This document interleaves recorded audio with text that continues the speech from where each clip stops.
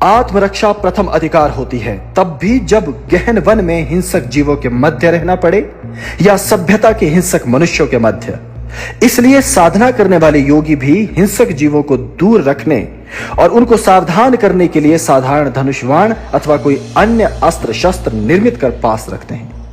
धनुष बाण का प्रयोग जब ऋषि मुनियों, योगियों, महासिद्धों ने आरंभ किया तो उससे धनुर्वेद का विस्तार हुआ।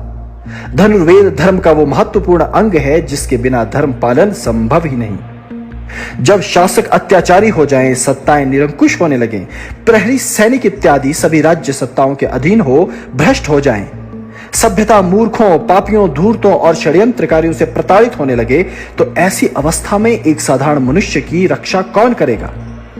जब साधारण मनुष्य की रक्षा के लिए न कोई सत्ता, न ही कोई न्यायालय, न सेना, न राजा, न ही प्रहरी आदि संस्थाएं सहायक हों, तब ऐसे में तुम्हें प्रकृति व ईश्वर प्रदत्त आत्मरक्षा के अधिकार का प्रयोग करना चाहिए।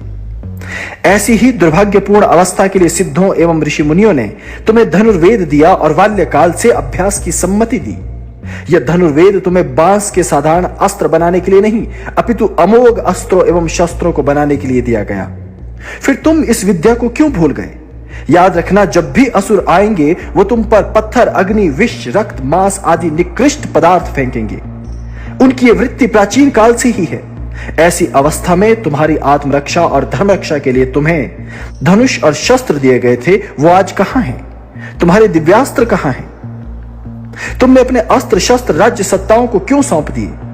यदि तुम इन सब अस्त्र शस्त्रों को छोड़ चुके हो तो इसका अर्थ है तुम अपने वेदों को ही छोड़ चुके हो, वह धर्म को छोड़ चुके हो। जो वेद विरोधी हैं वो नास्तिक हैं।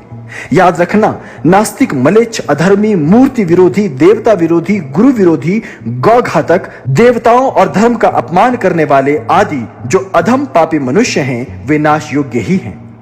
अन्यथा सत्ताएं और ये पवित्र धरती माता दैत्यों और अधर्मियों की हो जाएगी और सत्य, धर्म व तुम्हारा समूल विनाश हो जाएगा।